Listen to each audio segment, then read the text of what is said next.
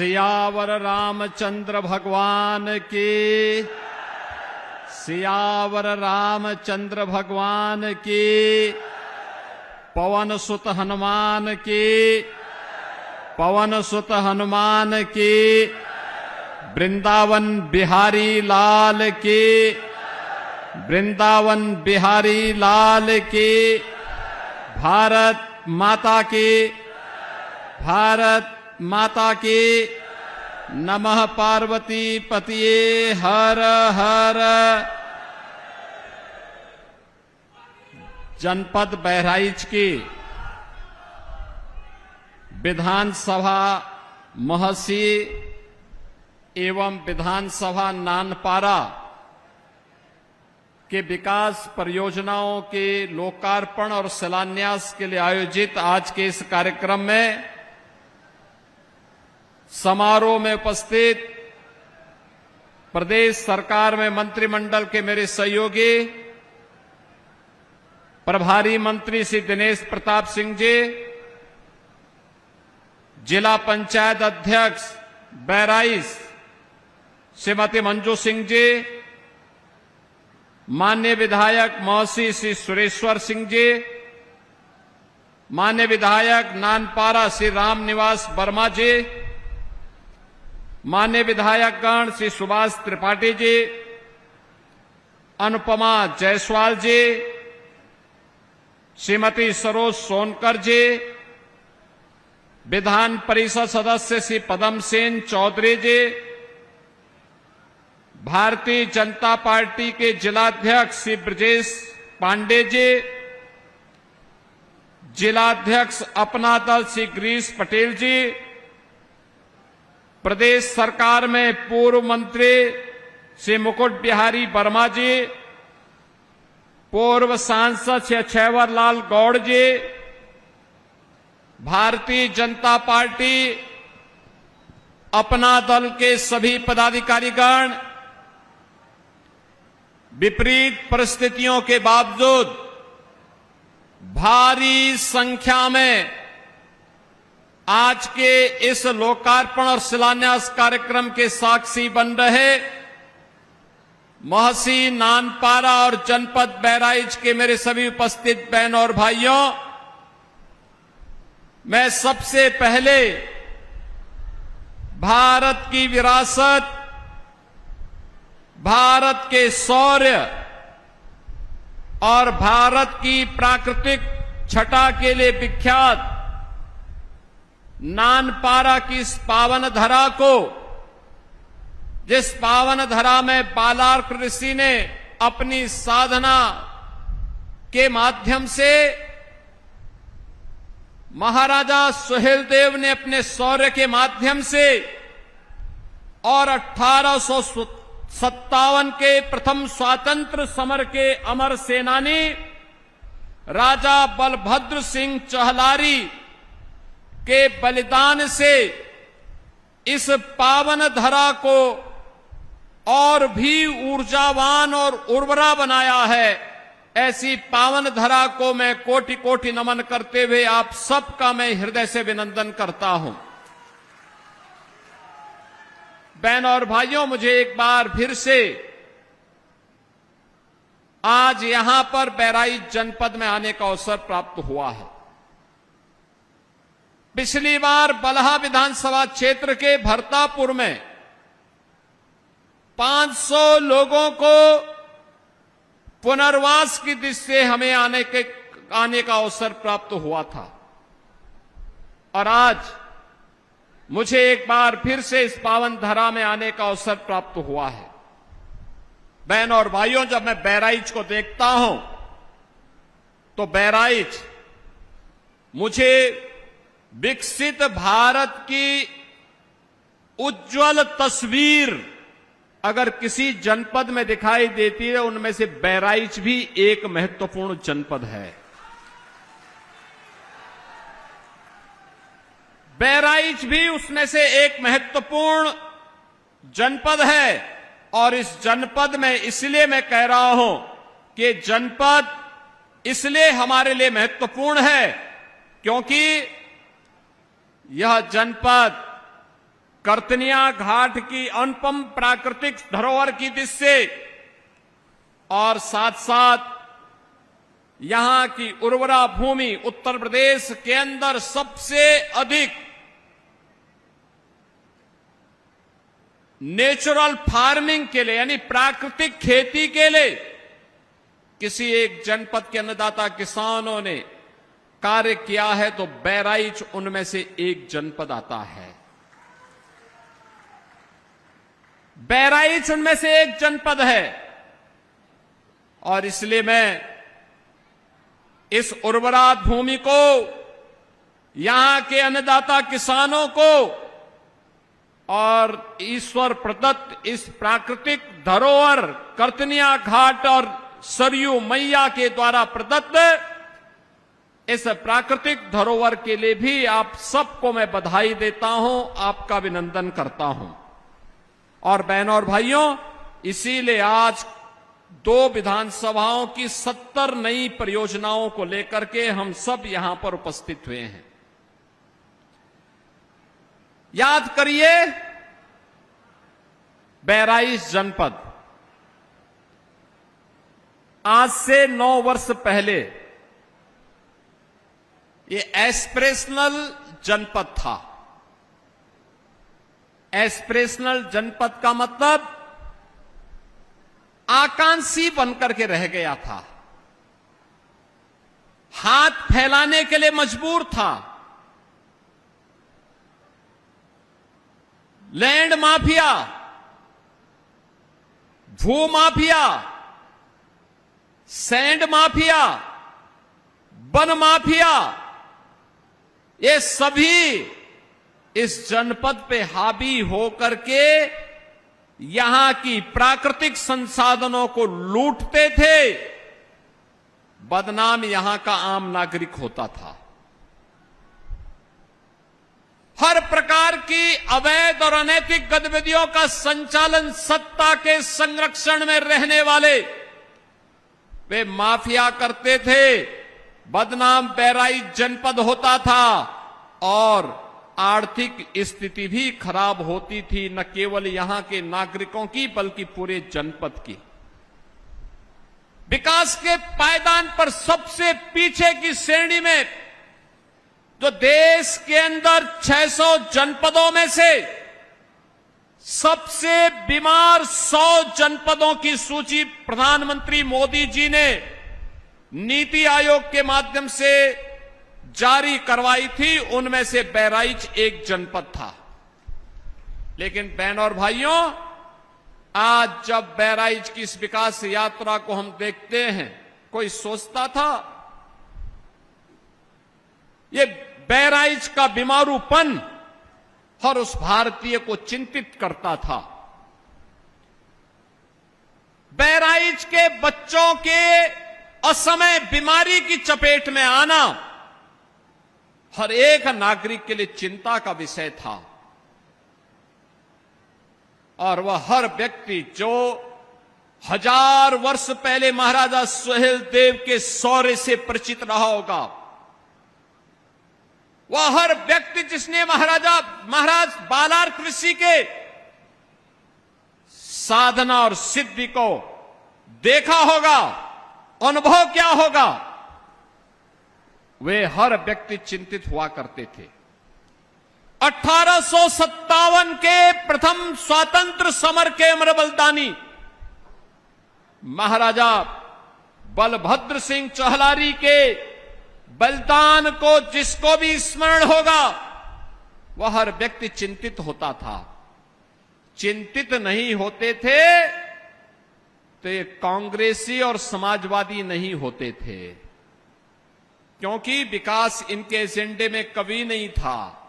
इनके लिए एक वंश का विकास, एक परिवार का विकास, इनका स्वयं का विकास हो, यही इनके एजेंडे का हिस्सा था।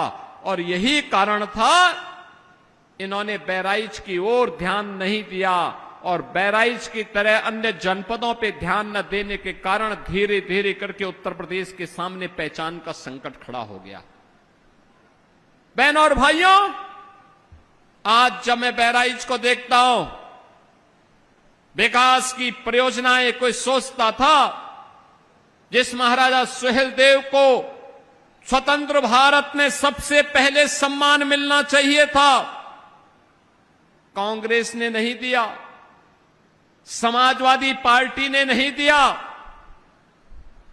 जिस महाराजा सुहेलदेव के स्मृति में मेले लगने चाहिए थे, कांग्रेस और समाजवादी पार्टी ने मेले नहीं आयोजित किए, बल्कि भारत को रौंदने के लिए, भारत को अपमानित करने के लिए, बहराइच को और मां पाटेश्वरी धाम को लूटने के लिए जो विदेशी आक्रांता सालार मसूद गाजी आया था, इन लोगों ने उस गाजी के नाम पर गाजी मियां का मेला लगाना प्रारंभ कर दिया था।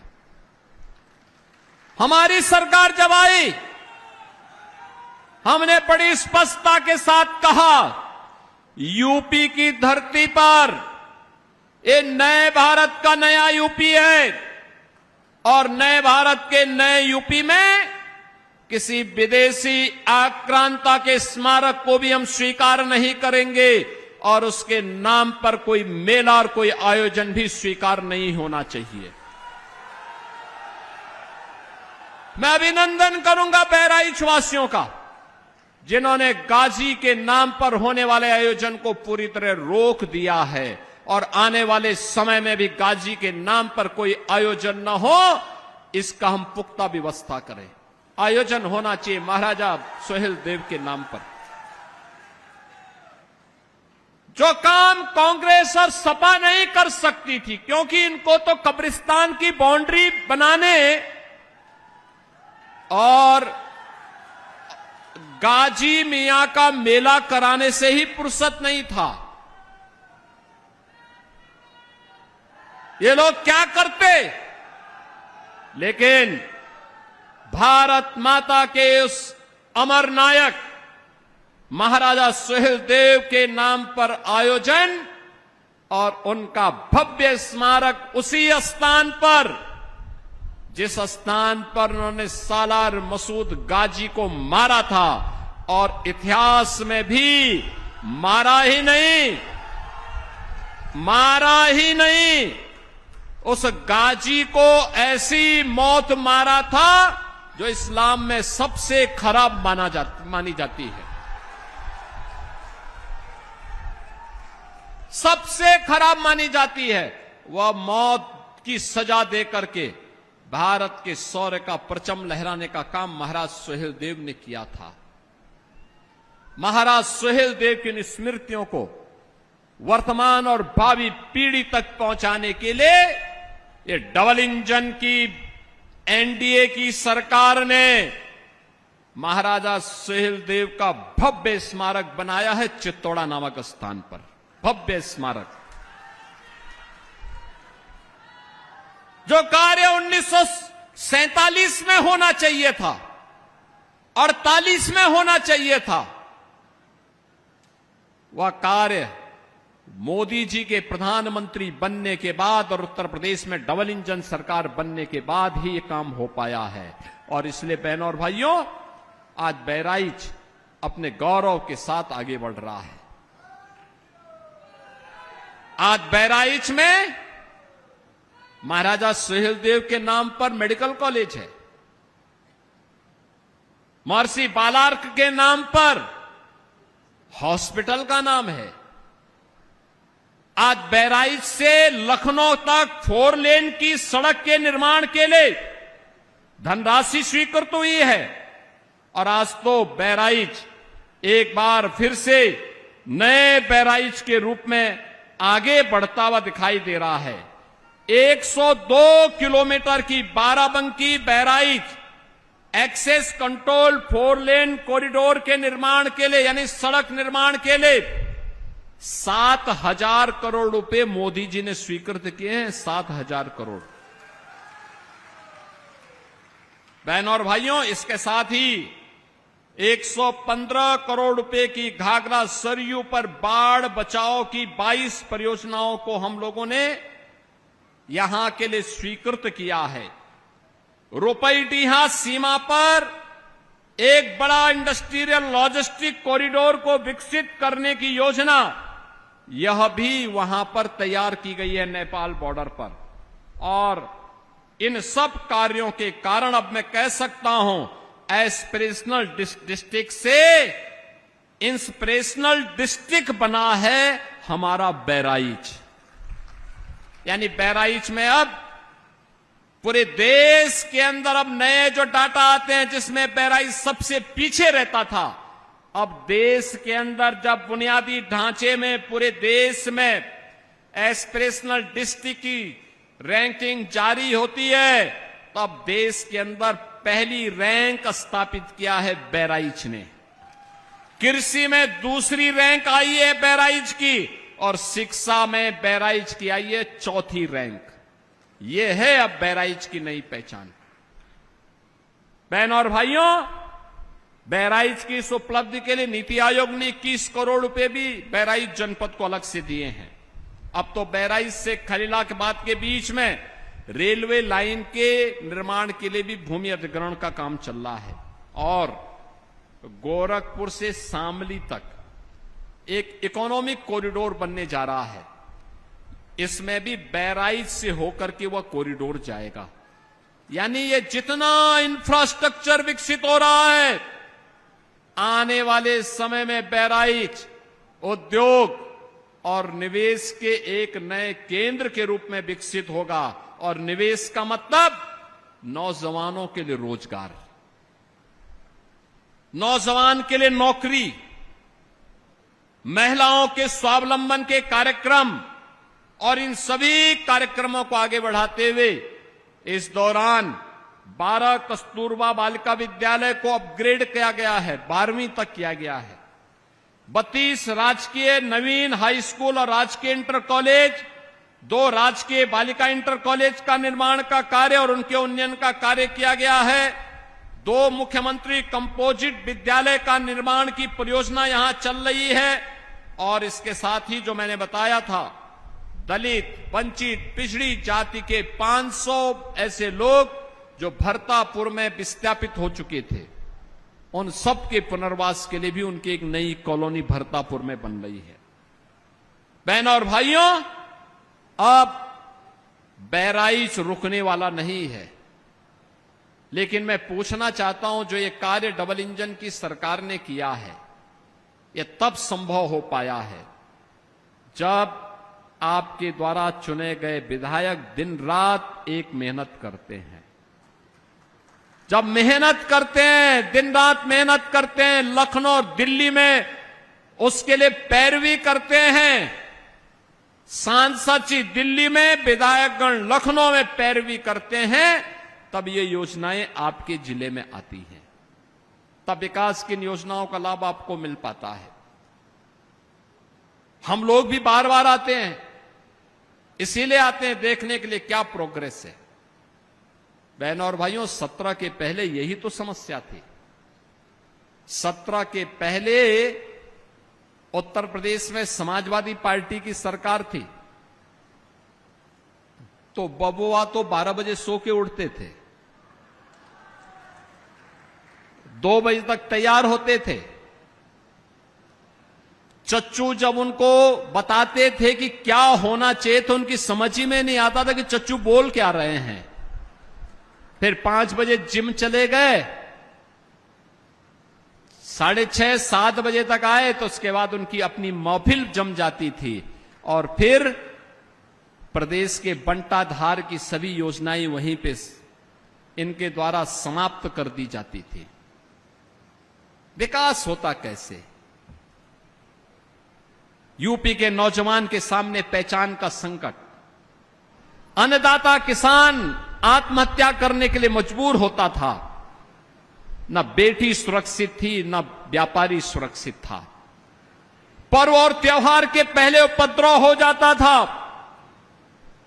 तब कोई विकास की योजना नहीं थी, कोई पुरसाहाल नहीं था, न सड़क थी, न बिजली थी, न गरीब के लिए आवास था, न राशन की सुविधा थी, न आयुष्मान की सुविधा थी। आज जो ये पैसा आ रहा है, ऐसा नहीं कि पैसा तब नहीं था, पैसा तब भी था, लेकिन नीयत साफ नहीं थी।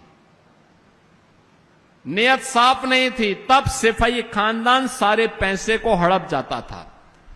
कहीं चाचा ने, कहीं भतीजे ने, कहीं किसी और नातेदार रिश्तेदार ने, क्योंकि महाभारत के सारे रिश्ते वहां थे, सारे रिश्ते महाभारत के थे। खूब लूट खसोड़ चलती थी, खूब अराजकता फैलती थी, और अगर किसी ने आवाज उठा दी तो फिर उसके घर को ये लोग कब्जा कर देते थे।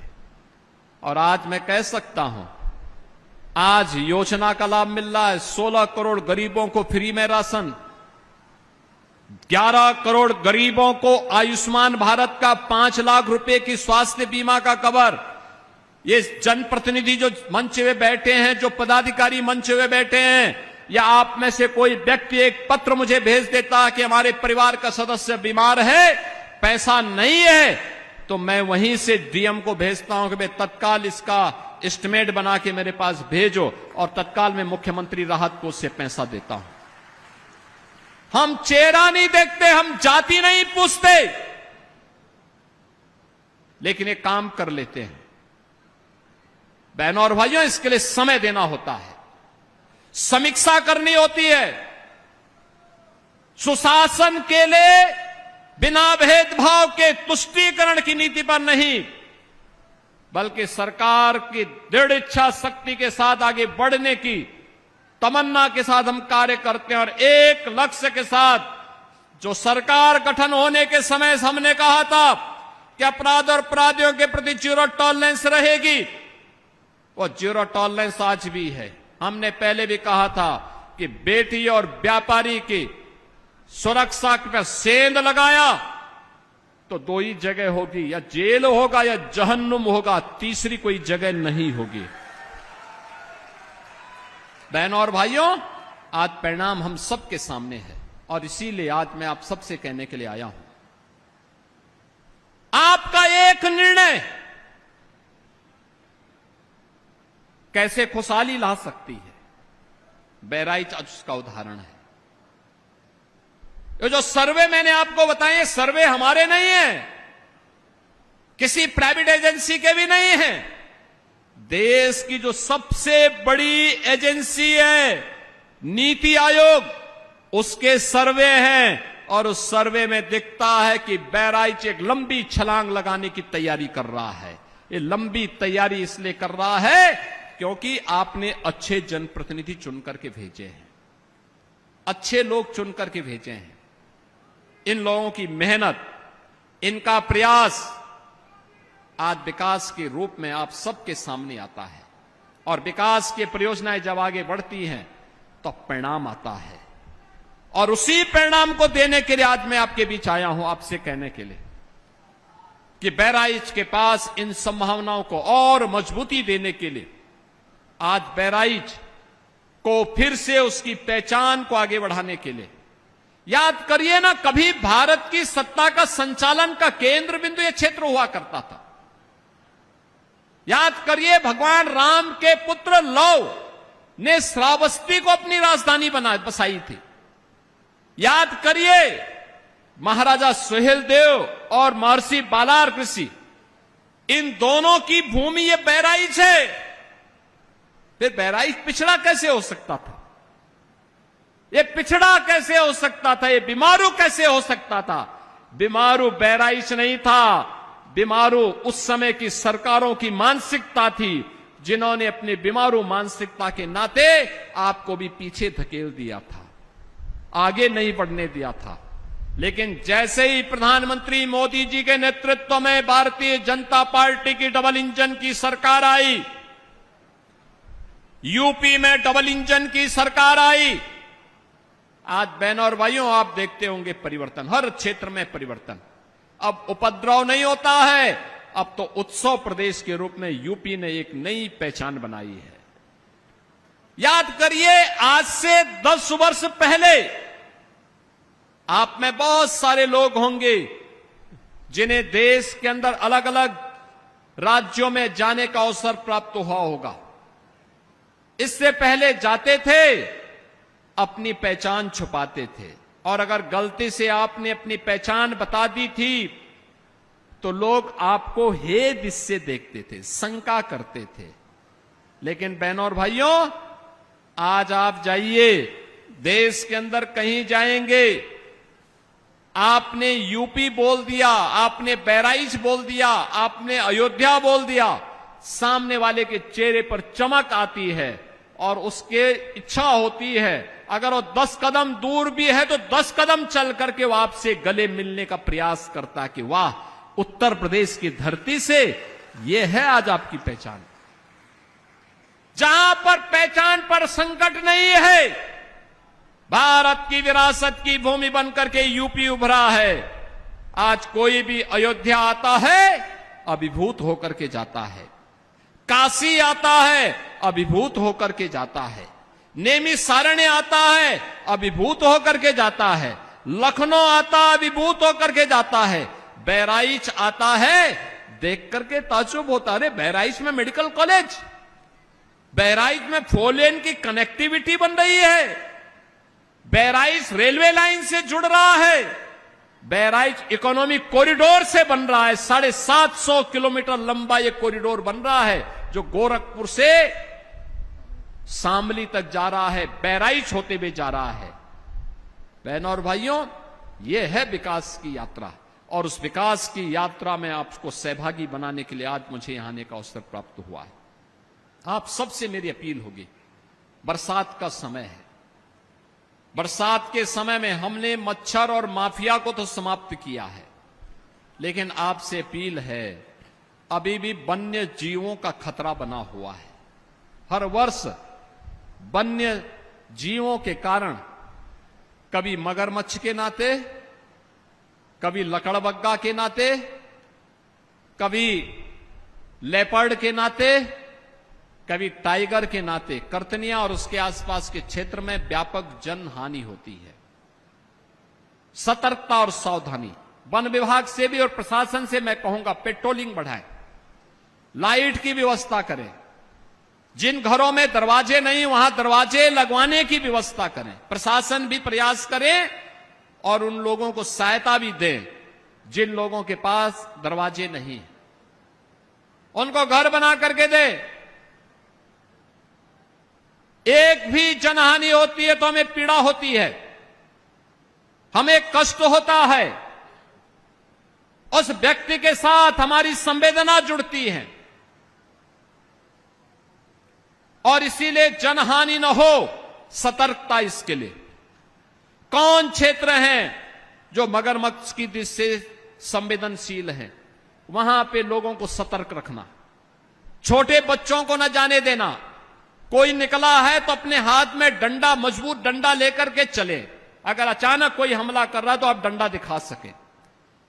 तो जंगली जानवर भी भागेगा, रात्रि के समय नहीं जाना, क्योंकि ये जितने भी जानवर होते हैं, जितने भी जलीय जीव होते हैं, ये हमला कभी भी कर सकते हैं, और इसलिए उसके प्रति सतर्कता भी हमारी सब सुरक्षा के लिए सबसे बड़ी वो। सरकार बिना परमिशन के उनको मारेगी तो तमाम पर्यावरण विशेषज्ञ और तमाम जीव जंतु संरक्षण के लिए काम करने वाले एनजीओ आ धमकेंगे। जब वह कहीं कोई जनहानि करता है तो हमें आकर के कठोर निर्णय लेना होता है, लेकिन एक जीव सृष्टि की सहअस्तित्व को ध्यान में रखते हुए, जैव विविधता को देखते हुए, उनको भी नुकसान न हो, लेकिन उससे महत्वपूर्ण है मनुष्यों को भी नुकसान न हो। इसकी सतर्कता अत्यंत आवश्यक है, और इसके लिए मैं जनप्रतिनिधियों से भी चाहूंगा, ग्राम प्रधानगण, क्षेत्र पंचायत की समिति के सदस्यगण, जिला पंचायत के सदस्य और अध्यक्षगण, माननीय विधायक, ब्लॉक प्रमुख, जिला पंचायत अध्यक्ष, माननीय सांसद, पूर्व विधायक, ये सभी लोग लगे, चेयरमैन, सभी लोग जाएं, छोटी छोटी बैठकें करें, अवेयरनेस पैदा करें, पब्लिक एड्रेस सिस्टम लगाएं। हमने ग्राम प्रधान का कार्यकाल बढ़ाया है, क्षेत्र पंचायत का कार्यकाल बढ़ाया है, जिला पंचायत का कार्यकाल बढ़ाया है। इस पैसे का उपयोग कर दो उन लोगों के लिए, कितना अच्छा होगा। सरकार ने आपको फ्रीडम दे रखी है, पुण्य मिलेगा। एक एक व्यक्ति की जान को हम बचाने में सफल होंगे, उसका लाभ प्राप्त होगा। और यही अपील करने के लिए आज मैं आपके पास आया हूं। मैं बधाई दूंगा नानपारा के विधायक जी को और महसी के विधायक जी को। हमारे सभी विधायकगण हैं, उन क्षेत्रों में भी मैं जाने जा रहा हूं, लेकिन आज महसी और नानपारा की परियोजनाएं हैं। मैं इसके लिए रामनिवास वर्मा जी को, सुरेश्वर सिंह जी को हृदय से बधाई देता हूं इन परियोजनाओं की। आप सभी बहराइच वासियों को, नानपारा और महसी विधानसभा क्षेत्र की जनता जनार्दन को भी मैं बधाई देता हूं। ये जो आज सैकड़ों करोड़ की 70 परियोजनाएं आज इन दोनों विधानसभाओं के लिए दी जा रही हैं, इनसे आपके विकास को एक गति मिलेगी और वह गति आपके वर्तमान और भविष्य को प्रगति के पथ पर अग्रसर करेगी। इसी विश्वास के साथ मैं एक बार फिर से आप सभी को आज के इस आयोजन के अवसर पर हृदय से बधाई देता हूं, अपनी शुभकामनाएं देता हूं और विश्वास करता हूं बहराइच को हम विकास के पथ पर निरंतर अग्रसर करने में सफल होंगे। आप सबके प्रति मेरी मंगलमय शुभकामनाएं हैं। धन्यवाद। जय हिंद। जय जय श्री राम।